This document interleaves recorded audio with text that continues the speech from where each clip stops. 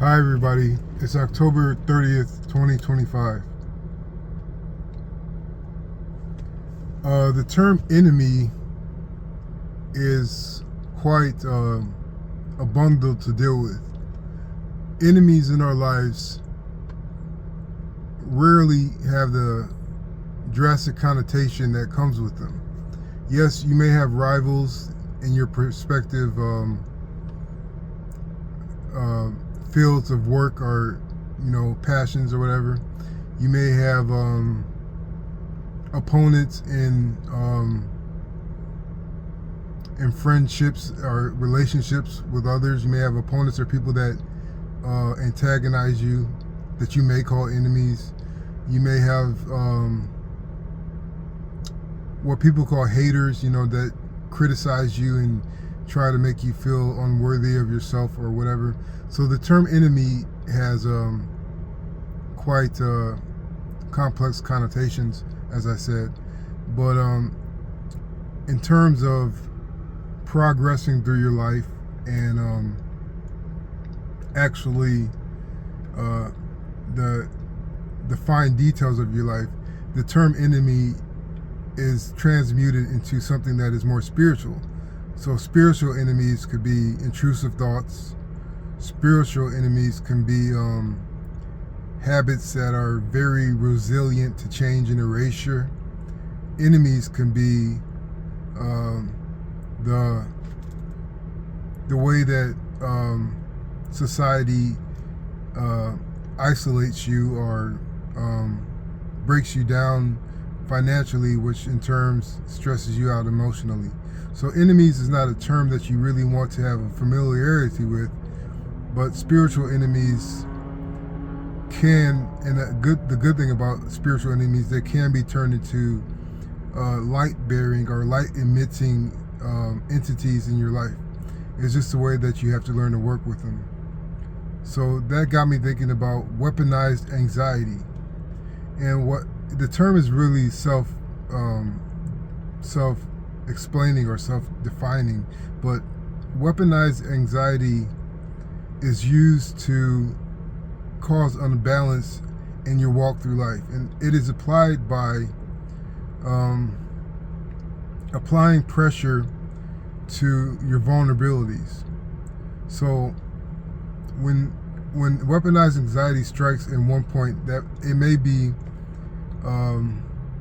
when you are close to having a mental breakthrough or a spiritual breakthrough, your body is under internal stress. Your actual physical body is under internal stress because you are excited about a breakthrough that you feel coming, and you know you have a lot of work to do. And so that may be an entry point, the work that you know you have to do, because things will start to pile up. You think it was going to be easier at first, but then all these contingencies and parameters and accessories to the main goal are getting piled upon you, and your anxiety is whispering to you that this is impossible, it can't be done, you might as well give up because you're about to have a breakdown in front of everybody. You're going to break down in front of your wife or your kids, and you're going to embarrass yourself, and you're going to lose because this isn't going to work in the first place. So that type of weaponized anxiety is those thoughts cycling in your head, those spiky emotions that stab you in the heart.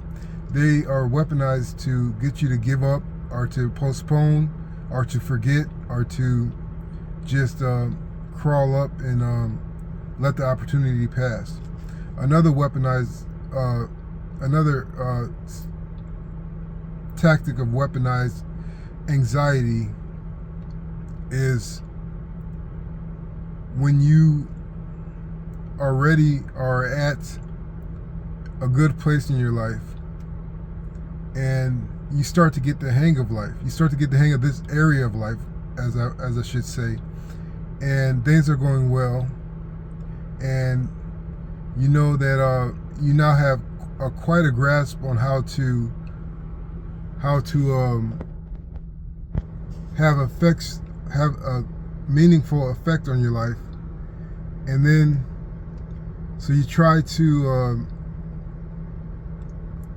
share with somebody. You invite somebody into this lucrative aspect of your life, and then you just feel very self-conscious are self-effacing when this person is around.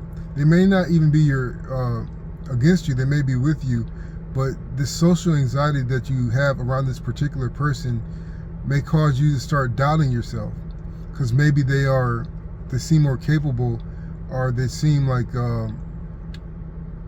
more plugged into a better part of life than you are, and so your anxiety around them increases, and you start to doubt your abilities because it looks like what comes to them is so easy and above what you do, and then it just spills over. You start to question things that have already been answered and affirmed in your favor in your life, and you dismantle those because your anxiety needs energy, a source of stability to attack and to dissolve.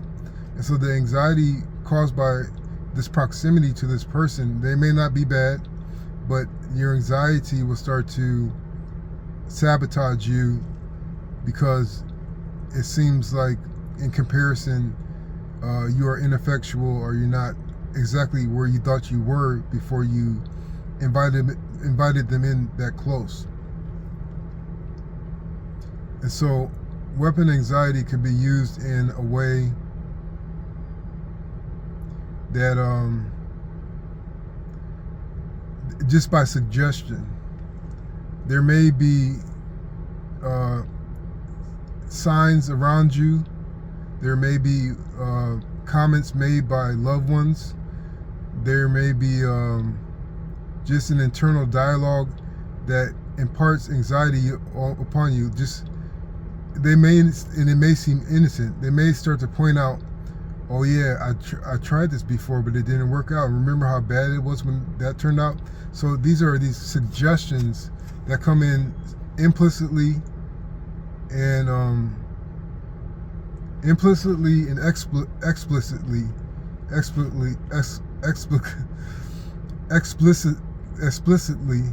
to you.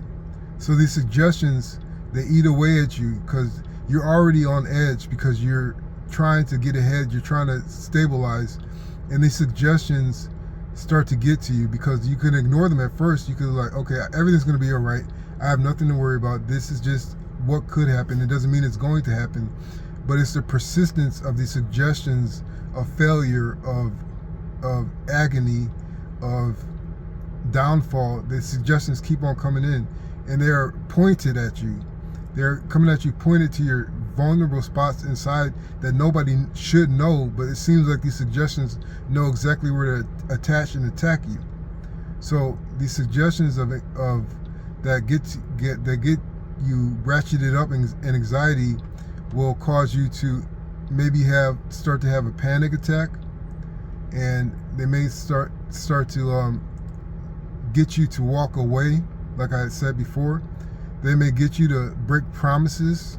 They may drive you to addictions that you have left behind. Maybe you stop smoking cigarettes, but the anxiety just makes you give up and makes you want to go back, so you start smoking how you used to in the old days. So these suggestions that keep on piling up and create undue anxiety is a way that anxiety is weaponized. So my best advice for resisting anxiety is just, the baseline is just doing what you are supposed to do, being as well-meaning and as a follower of God, because God will protect you from countless things.